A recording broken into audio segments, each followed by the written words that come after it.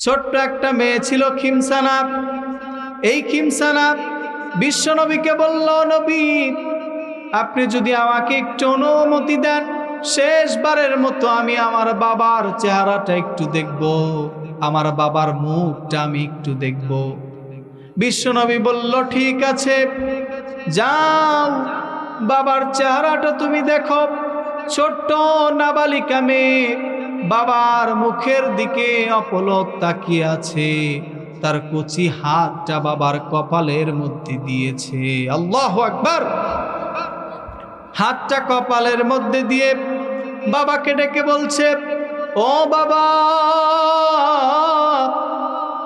জানি তুমি তো আর উঠবে না, তুমি তো আর কোনোদিন আমার সাথে কথা বলবে না, কিন্তু তুমি তো জানতে আমার মা দুনিয়াতে বেঁচে নাই।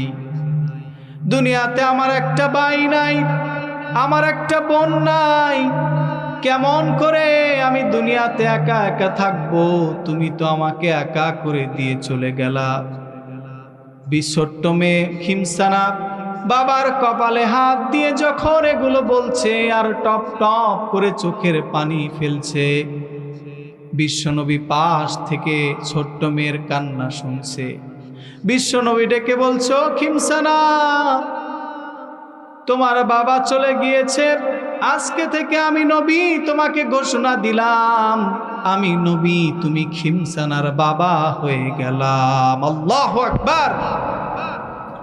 তুমি যদি চাও বিশ্বনবী আজ থেকে তোমার বাবা, খাদিজা তোমার মা, ফাতেমা তোমার বোন, যদি তুমি চাও তুমি কবুল করে নিতে পারো। খিমসানা ডেকে বলল, গো নবী, আপনি যেই অফার আমাকে দিয়েছেন, মুহূর্তের মধ্যে আমার দুঃখ বেদনা সব কষ্টগুলা দূর হয়ে গিয়েছে। আল্লাহু আকবার। গুনাহ করেছিল কয়টা বলেন তো? একটা। খিমসানার কথা শেষ হয়ে গেল, সাহাবাকে দাফন কাফন করে কবরের মধ্যে শুইয়ে দেওয়া হলো। দাফন কাফন সব শেষ হয়ে গিয়েছে, বিশ্বনবীও ফিরে এসেছে। সাইয়েদনা আলী বিশ্বনবীকে ডেকে বলছে, ও নবী, আপনি যখন সাহাবাকে জানাজার জন্য নিয়ে গেলেন, তখন তাকিয়ে দেখলাম আপনার কদম মোবারক থেকে জুতাটা খুলে ফেললেন, আর আপনি কেমন জানি একটু উঁচু উঁচু হয়ে হাঁটলেন। কি কারণে আপনি উঁচু হয়ে হাঁটলেন? কেনই বা আপনি জুতা খুলে কষ্ট করে হাঁটলেন? বিশ্বনবী বলল, আমার সাহাবীরা শোনো, আমার সাহাবাকে আল্লাহ এমন ভাবে কবুল করে নিয়েছেন, আল্লাহ তার জানাজার সময় আসমানের যতগুলা দরজা রয়েছে সব দরজাগুলা খুলে দিয়েছে। আল্লাহু আকবার। সব দরজাগুলা খুলে দেওয়ার কারণে যত ফেরেশতা আসমানে রয়েছে সব ফেরেশতা আমার সাহাবার জানাজায় হাজির হয়েছে। আমি নবী জুতা দিয়ে পড়লে সাহাব ফেরেশতাদের কাছে লেগে যায়, এই জন্য আমি নবী জুতা খুলে তাদের সামনে অনেক সন্তর্পণে হেঁটেছি, যাতে তাদের সাথে গা ঘেঁষে না লেগে যায়। আল্লাহু আকবার। সাঈদ ইবনে আব্দুর রহমানের বাসায় হযরতে সালাবাতুল আনসারী থাকতে আরম্ভ করলেন। জঙ্গল থেকে কাঠ এনে দেয়, কুয়া থেকে পানি তুলে দেয়, বাজার থেকে বাজার করে দেয়। এভাবে সাঈদ ইবনে আব্দুর রহমানের বাড়িতে সালাবাতুল আনসারী নিজের জীবন যাপন করতে লাগলেন। মক্কার সবাই দেখলো নিজের ভাইকে যেমন করে ভালোবাসে মানুষ, বিশ্বনবীর এক কথায় হযরত সাঈদ ইবনে আব্দুর রহমান তার থেকেও বেশি পরিমাণে সালাবাকে ভালোবাসতে লাগলো। সুবহানাল্লাহ। সালাবা ঘরের মধ্যে থাকে, ঘরের কাজ করে দেয়, এভাবে জীবন অতিবাহিত করতে লাগলো। অপর দিক থেকে আল্লাহর তরফ থেকে হুকুম আসলো, ও নবী, যুদ্ধের প্রস্তুতি গ্রহণ করুন, আর সময় নাই, যুদ্ধ করতে হবে, যুদ্ধের প্রস্তুতি গ্রহণ করুন, যুদ্ধে যেতে হবে। বিশ্বনবী যুদ্ধের প্রস্তুতি গ্রহণ করলেন। সেই যুদ্ধে সাঈদ ইবনে আব্দুর রহমানকে খাস খাদেম করে নিয়ে গেলেন, আর সাঈদ ইবনে আব্দুর রহমান তার বাড়ি দেখাশোনার জন্য হযরতে সালাবাতুল আনসারীকে একটা দায়িত্ব দিয়ে যুদ্ধে চলে গেলেন। সুবহানাল্লাহ। নিজের ভাইয়ের মতো দেখছেন, এই জন্য তাকে বলল তুমি বাড়িটা কি করো, দেখাশোনা করো। সাঈদ ইবনে আব্দুর রহমানের বাড়িটা ছিল নির্জন এক পাহাড়ের টিলার উপরে, একা একই নির্জন এক জায়গায় থাকার কারণে শয়তান অসসা দিতে পারত, অবশেষেই খুব সামান্যভাবেই পারত। সাঈদ ইবনে আব্দুর রহমান বিশ্বনবীর সাথে যুদ্ধে চলে গিয়েছে। সালাবাতুল আনসারী সাঈদ ইবনে আব্দুর রহমানের ঘরের পাশে বসেই কাজ করতেছিলেন, কিন্তু শয়তান ওই যে আল্লাহকে বলেছিল কিয়ামত পর্যন্ত হায়াত দিবেন, আপনার বান্দাগুলাকে সঠিক পথে থাকতে দেব না। শয়তান সেখানে গিয়ে সালাবাকে অসওয়াসা দিতে লাগলো, ও সালাবা কত আর কাজ করবে, ওই ঘরের পর্দাটা একটু সরিয়ে দেখো ঘরের ভিতরে কি আছে। নির্জন একাকী ঘর হওয়ার কারণে সালাবাকে খুব সহজেই শয়তান প্ররোচনা দিয়ে দিল। সালাবা কেবলমাত্র ঘরের দরজাটা একটু করে খুলেছে, তাকিয়ে দেখে ঘরের মধ্যে সাঈদ ইবনে আব্দুর রহমানের স্ত্রী বসা। অকানাত সাঈদ ইবনে আব্দুর রহমানের বউ ছিল অত্যন্ত সুন্দরী। কি ছিল বলেন তো? অত্যন্ত সুন্দরী থাকার কারণে সে শয়তানের ধোকায় পড়ে সবে মাত্র তার হাতটা ধরেছে। কি করেছে বলেন তো? হাত ধরেছে, তার চেয়ে বেশি কিছু করে নাই। সবে মাত্র হাতটা ধরেছে। সাঈদ ইবনে আব্দুর রহমানের বউ শুধু সুন্দরী ছিলেন না, তিনি ছিলেন একজন নেককার নারী। দুনিয়াতে সব থেকে উত্তম যেই সম্পদ আপনার, সেই সম্পদ হচ্ছে একজন নেককার নারী। সুবহানাল্লাহ। বিশ্বনবী বললেন দুনিয়া মাতা, এই দুনিয়ার সব সম্পদ, খায়রুল মাতাই দুনিয়া আল মারাতুস সালেহ, এই দুনিয়ার সব থেকে উত্তম সম্পদ হচ্ছে নেককার নারী। আপনার ঘরের নারী যদি সুন্দর হয়ে যায়, আপনার পুরা বাড়িটা জান্নাত হয়ে যায়, ঠিক কিনা? সাঈদ ইবনে আব্দুর রহমানের স্ত্রী বলল, ও ভাই সালাবা, তুমি তো শয়তানের ধোকায় পড়ে এমন করছো। তুমি কি ভেবে দেখছো না দুনিয়ার সবার চোখকে তুমি ফাঁকি দিতে পারবা, একজনের চোখকে তুমি ফাঁকি দিতে পারবা না। তিনি কে? আর একটু জোরে বলেন, তিনি কে? ওয়াত্তাকুল্লাহ। ও সাঈদ, ও সালাবা, তুমি আল্লাহকে ভয় করো, ভয় করার মতো ভয় করো। যখন এই কথাটা বলেছে, সালাবার অন্তরটা দুমড়ে মুচড়ে গিয়েছে। হায় হায়, আমি কি করতে আসলাম, কি করলাম? আমি তো জুলুম করে ফেললাম, অন্যায় করে ফেললাম। এক দৌড় দিয়ে হযরতে সালাবা ঘর থেকে বের হয়ে গেছে। ঘর থেকে বেরিয়ে আকাশের দিকে তাকিয়ে আল্লাহকে একটা ডাক দিয়েছে, ইলাহি। সবাই একটা ডাক দেন তো, ইলাহি আনতা আনতা ওয়া আনা আনতাল আফু বিল মাগফিরা ওয়া আনাল আবদু বিজুনুব। ও আল্লাহ, তুমি তো তুমি, আর আমি তো আমি। তুমি আমার মহান রব, আর আমি তোমার নাদান গোলাম। আমি বারবার গুনাহ করি, আর বারংবার তুমি আমাকে মাফ করে দাও। আমি তো আবার সীমা লঙ্ঘন করেছি, আবার গুনাহ করেছি, তোমার কাছে মাফ চাই। আমার গুনাহ তুমি মাফ করে দাও। আল্লাহু আকবার। সাইয়েদেনা সালাবা পাগল পারা হয়ে গেল, নিজের প্রতি ঘৃণা চলে আসলো। হায় হায়, কত বড় গুনাহ করেছি আমি, আমার ভাইয়ের আমানত রক্ষা করতে পারি নাই। আমার ভাই তো তার স্ত্রী ঘরকে আমাকে আমানত স্বরূপ দিয়েছিল, আমি সেই আমানত রক্ষা করতে পারি নাই। আমি তো জালিম হয়ে গেলাম। আল্লাহকে পাগলের মতো ডাকছে, পাগলের মতো ডাকছে, শুধু বলছে ইলাহি, আমি তো গুনাহগার, আমি তো অবিচারকারী, তুমি আমাকে মাফ করে দাও। পাগলের মতো হয়ে পাগলের বেশে সে বাড়িতে চলে গিয়েছে। হাদিসের মধ্যে এসেছে, সালাবার স্ত্রী ছিল না, ছোট্ট একটা নাবালিকা সন্তান, মেয়ে সন্তান ছিল। সেই মেয়ের নাম ছিল হযরতে খিমসানা। খিমসানাকে ডেকে বলল, গো মা, এদিকে আসো। সন্তান বাবাকে দেখে বাবা হাউ মাউ করে কান্না করে। সন্তান বলছে, গো বাবা, তোমার চোখে কেন পানি? তোমাকে কে এমন করে মেরেছে? কেন তুমি এমন করে কান্না করো? কি তোমার হয়েছে তুমি আমাকে জানাও। বাবা বলছো, আমার সন্তান, ও মা খিমসানা, আমাকে কেউ মারে নাই, আমাকে কেউ আঘাত করে নাই, আমি তো জুলুম করেছি, নিজের নফসের সাথে জুলুম অত্যাচার করেছি, আমি তো অবিচারকদের মধ্যে পড়ে গিয়েছি। ও মা, ঘর থেকে আমার জন্য শিকল আর জিঞ্জির নিয়ে আসো। যতদিন পর্যন্ত বিশ্বনবীর কাছ থেকে ফরমান না আসবে আল্লাহ আমাকে মাফ করেছে, ততদিন পর্যন্ত আমি সালাবা জিঞ্জির আর শেকলের বেড়া আমার হাত থেকে খুলবো না। আল্লাহু আকবার। একটা গুনার কারণে কি অনুশোচনা, অথচ আমাদের কোন অনুশোচনা আছে বলেন তো? কি অনুশোচনা শুরু করে দিয়েছেন।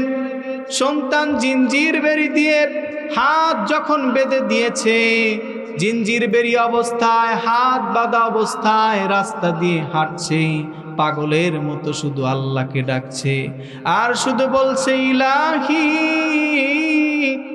আনতা আনতা ওয়া আনা ওয়া আনা আনতাল আফু বিল মাগফিরাত ওয়া আনাল আবদু বিযুনুব।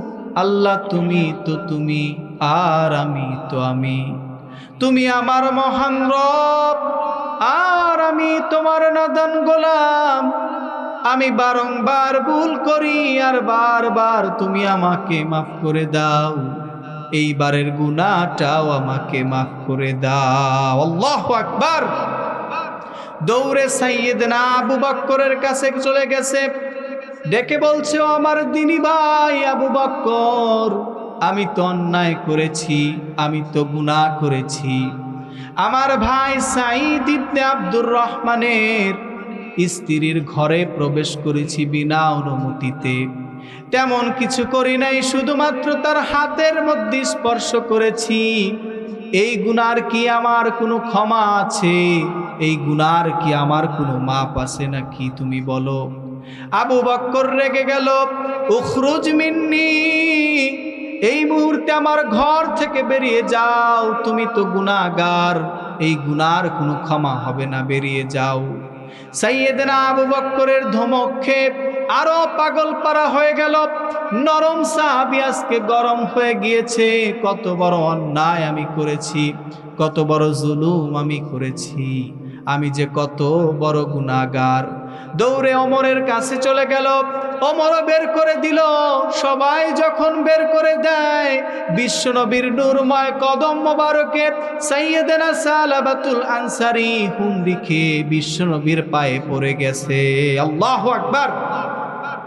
বিশ্বনবীকে ডেকে বলছে, ও নবী, আমি তো গুনাহগার। বিশ্বনবী বলছে, ও সালাবা, যুদ্ধের আগে তো তোমাকে এমন দেখি নাই, তুমি কেন এত বিমর্ষ? তোমার শরীরের এত কেন রুগ্ন অবস্থা? কি তোমার হয়েছে? আমাকে খুলে বলো।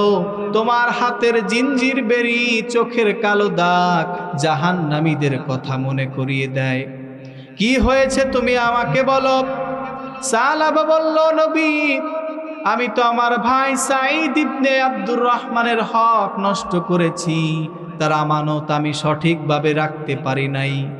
ঘরের মধ্যে প্রবেশ করে তার স্ত্রীর হাতটা স্পর্শ করেছি। নবী, আমি তো গুনাহ করেছি। বিশ্বনবী মুহূর্তের মধ্যে রেগে গিয়ে তার নূরময় মুখটাকে ফিরিয়ে দিলেন। বিশ্বনবীর মুখ যখন ফিরিয়েছে, সাইয়েদনা সালাবাতুল আনসারী একটা চিৎকার দিয়েছে, আল্লাহ! জোরে বলেন আল্লাহ! আল্লাহ! যেই নবী রহমতের নবী, মায়ার নবী, সেই নবী তার চেহারা মোবারক আমার দিক থেকে সরিয়ে ফেলেছে। নিশ্চয় আমার গুনাহ বড় গুনাহ, এই গুনাহ মাফ করবে না। পাগলের মতো হয়ে না খেয়ে না দে বাড়িতে না থেকে সেই দূরে পাহাড়ের দিকে চলে গিয়েছে। পাহাড়ের উপরে উঠে প্রতিদিন আমার আল্লাহকে ডাকে আর বলে, আল্লাহ, তুমি আমার গুনাহগুলা মাফ করে দাও। আল্লাহু আকবার। ওই দিকে সালাবা অনুশোচনা করছে, এদিক থেকে আল্লাহর কাছে ফরমান আসলো, আল্লাহর নবীর কাছে জিব্রাইল আসলো, ইয়া রাসূল আল্লাহ, ইয়া হাবিব আল্লাহ, আল্লাহ আপনাকে সালাম জানিয়েছে আর বলেছে আমার হাবিব, আমার বন্ধু কেমন আছে জানাও, তাকে একটা ফরমান লিখে দিলাম, এই ফরমানটা দেখাও। বিশ্বনবী বলল, ভাই জিব্রাইল, বলো কি ফরমান তুমি এনেছো, তোমার হাতে কিসের ফরমান তুমি নিয়ে এসেছো? সাইয়েদনা জিব্রাইল বলল, গো নবী, আল্লাহ আপনাকে বলেছে, হাবিব, বান্দা তো আমি সৃষ্টি করেছি, আপনি সৃষ্টি করেন নাই, আমার সালাবা অন্যায় করেছে, তাকে সুসংবাদ দিয়ে দেন, তার তওবা আমি আল্লাহর কাছে এত ভালো লেগেছে, আমি আল্লাহ আমার সালাবার সব গুনাহ মাফ করে দিয়েছি। আল্লাহু আকবার। আমি আমার সালাবার সব গুনাহ মাফ করে দিয়েছি, তাকে আপনি সুসংবাদ জানিয়ে দেন, আর দেরি করবেন না। কোথায় সালাবা, তাকে খুঁজে বের করেন। বিশ্বনবী বলল, আমার সাহাবীরা তোমরা শোনো, কে আছো আমার সালাবাকে খুঁজে এনে দিবা, কে আছো আমার সালাবাকে এনে আমার কলিজাটা শীতল করে দিবা। আল্লাহু আকবার। সাইয়েদনা আবু বকর ওমর দাঁড়িয়ে গেল, ও নবী, আমরা আপনার সালাবাকে এনে দেব। অপর দিক থেকে আলী এবং সালমান ফারসি রাদিয়াল্লাহু তাআলা আনহু দাঁড়িয়ে গেলেন। বিশ্বনবী বলল, আবু বকর, ওমর, আপনারা বসুন। ও সালমান, ও আলী, যাও যাও, যেখানে আমার সালাবা থাকুক না কেন, আমার সালাবাকে তোমরা এনে দাও। আমার সালাবাকে দেখে আমি নবী আমার কলিজাটা একটু শীতল করি। সুবহানাল্লাহ। বিশ্বনবীর আদেশ মতো সালাবাকে খোঁজার জন্য সাইয়েদনা আলী ও সালমান ফারসি বেরিয়ে গেলেন। পথের মধ্যে পুরা গোটা মদিনা শহরটা তন্ন তন্ন করে খুঁজলেন। মদিনাতুল মুনাওয়ারার যত জায়গা আছে সব জায়গায় যখন হযরতে সালাবাকে খুঁজলেন, কোথায় সালাবা, কোনো জায়গায় তো সালাবা নাই, সালাবা কোথায় গিয়েছে? গুনাহের তাড়নায় সে কি পাগল পারা হয়ে কোনো দেশে চলে গেল? কোথায় আছে সালাবা? হযরতে আলী, সালমান ফারসি মদিনাতুল মুনাওয়ারা শেষ করে দূরে একটা পাহাড় আছে, ওই পাহাড়ের কাছে চলে গেলেন। পাহাড়ের কাছে গিয়ে দেখে সেই পাহাড়ের কাছেও নাই। একটা রাখাল বেশ চড়াচ্ছে, সেই রাখালকে ডেকে বলল, রাখাল, তুমি কি এইখানে কোনো সাহাবী সালাবাকে দেখেছো? রাখাল বলল, আমি সালাবাকে চিনি না, কিন্তু এমন একজন ব্যক্তি আছে, যেই ব্যক্তিটা প্রতিদিন সূর্য ডোবার ঠিক সময়ে পাহাড়ের পাদদেশে এসে আল্লাহকে ডাকে আর তার গুনার জন্য বারংবার আল্লাহর কাছে মাপ চায়। আল্লাহু আকবার। বারংবার কার কাছে মাপ চায়? গুনাহ সে কয়টা করেছে বলেন তো? একটা গুনাহের কারণে এত অনুশোচনা। রাখাল বলল, দিনের বেলায় তাকে পাওয়া যাবে না, ঠিক যখন সূর্য ডুববে সেই মুহূর্তে তাকে পাওয়া যাবে, আপনারা এখানে অপেক্ষা করুন। সালাবাকে পাওয়ার জন্য সাইয়েদনা আলী ও সালমান ফারসি দুইজনে বসে থাকলেন। ঠিক যখন সূর্য ডুববে সেই মুহূর্তে পাহাড়ের পাদদেশে এসে কে যেন ডাকছে, ইলাহি আনতা আনতা ওয়া আনা আনতাল আফু বিল মাগফিরা ওয়া আনাল আবদু বিযুনুব। আল্লাহ, তুমি তো তুমি, আর আমি তো আমি, তুমি আমার মহান রব, আর আমি তোমার নাদান গোলাম, সব থেকে গুনাহগার গোলাম। আমার মতো এত বড় গুনাহগার আর কেউ নাই। আল্লাহ, আমি বারংবার ভুল করি, বারবার গুনাহ করি, আবারও ভুল করেছি, তুমি আমার গুনাহগুলা মাফ করে দাও। আল্লাহু আকবার। সাইয়েদনা আলী বলল, হ্যাঁ হ্যাঁ, এই তো আমার সালাবা। দূর পাহাড়ে তারা দুইজনই উঠে গেল। দূর পাহাড়ে গিয়ে সালাবাকে পিছন থেকে ডেকে বলল, ভাই সালাবা, তোমার তওবা আল্লাহ এমন ভাবে কবুল করেছে, বিশ্বনবীকে ফরমান দিয়ে আল্লাহ তোমার ভালোবাসা প্রদর্শন করে দিয়েছে। আল্লাহু আকবার। সালাবা কয়েকদিন যাবত না খাওয়া, শুধু আল্লাহকে ডেকেছে, এই জন্য শরীরের হাড্ডি সার দেখা দিয়েছে, হেঁটে যাওয়ার মতো অবস্থা তার মধ্যে নাই। সালমান ফার্সি বাম হাত, আলী রাদিয়াল্লাহু তাআলা আনহু ডান হাত ধরে তাকে তুলেছে। দুইজনে দুই হাত ধরে তুলে নিয়ে বিশ্বনবীর রওজার বিশ্বনবীর দিকে, মদিনার দিকে রওনা হয়েছে। মদিনায় যখন তারা পৌঁছেছে, সেই মুহূর্তে কেবলমাত্র মাগরিবের আজান দিয়েছে, বিশ্বনবী মাগরিবের নামাজে দাঁড়িয়েছে। আল্লাহু আকবার। বিশ্বনবী মাগরিবের নামাজে দাঁড়ানো, মাগরিবের নামাজের তেলাওয়াত বিশ্বনবী শুরু করে দিবেন। বিশ্বনবীর তেলাওয়াত আমাদের তেলাওয়াতের মতো? জোরে বলেন তো। তার যে পার্সোনালিটি, তার যে মেলোডিয়াস কণ্ঠ, এই কণ্ঠ দুনিয়ার সকল বাদ্যযন্ত্রকেও হার মানিয়ে দেন, ঠিক কিনা? বিশ্বনবী তেলাওয়াত শুরু করে দিবেন। হযরতে সালাবা মাঝখানে দাঁড়ানো, সাইয়েদনা আলী ডান পাশে, সালমান ফার্সি বাম পাশে দাঁড়িয়েছে। সবাই নামাজের জন্য দাঁড়িয়েছেন। বিশ্বনবী সেই দিন সূরাতুত তাকাসুর থেকে তেলাওয়াত করছেন, আলহাকুমুত তাকাসুর। আল্লাহু আকবার। বিশ্বনবী যখন তেলাওয়াত করেছেন, তাকাসুর বলে টান দিয়েছেন, হযরতে সালাবা একটা চিৎকার মেরে আল্লাহু আকবারের ধ্বনি দিয়েছে। আল্লাহু আকবার, আল্লাহু আকবার। এটা কোনো বিতর্কিত স্লোগান নয়, এটা মুসলমানের ঈমান দীপ্ত করার স্লোগান, ঠিক কিনা? এই জন্য এই আওয়াজগুলা জোরে হবে না আস্তে হবে না জোরে হবে বলেন তো?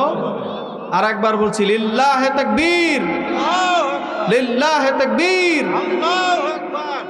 হযরতে সালাবা একটা চিৎকার দিয়েছে। মুসল্লিরা সবাই নামাজে নিমগ্ন। বিশ্বনবী দ্বিতীয় নাম্বার আয়াত তেলাওয়াত শুরু করে দিয়েছেন, হাত্তা যুরতুমুল মাকাবির। বিশ্বনবী যখন 2 নাম্বার আয়াত পড়েছেন, সালাবা এমন জোরে একটা চিৎকার দিয়েছে, এক চিৎকারে বেহুশ হয়ে জমিনে পড়ে গিয়েছে। আল্লাহু আকবার। সালাবা জমিনে পড়ে গিয়েছে। সবাই নামাজে নিমগ্ন। নামাজ শেষ করে সবাই সালাবাকে ডাকে, কিন্তু সালাবার উত্তর নেয় না। হায় হায়, সালাবার কি হলো? বিশ্বনবী বলল, কই আমার সালাবা? বিশ্বনবী তাকিয়ে দেখে, সালাবা তো শয়নের, সালাবা তো জমিনে পড়ে রয়েছে। সালমান ফার্সিকে বলল, সালমান ফার্সি, আমার সালাবাকে তুমি চোখে মুখে একটু পানি দাও।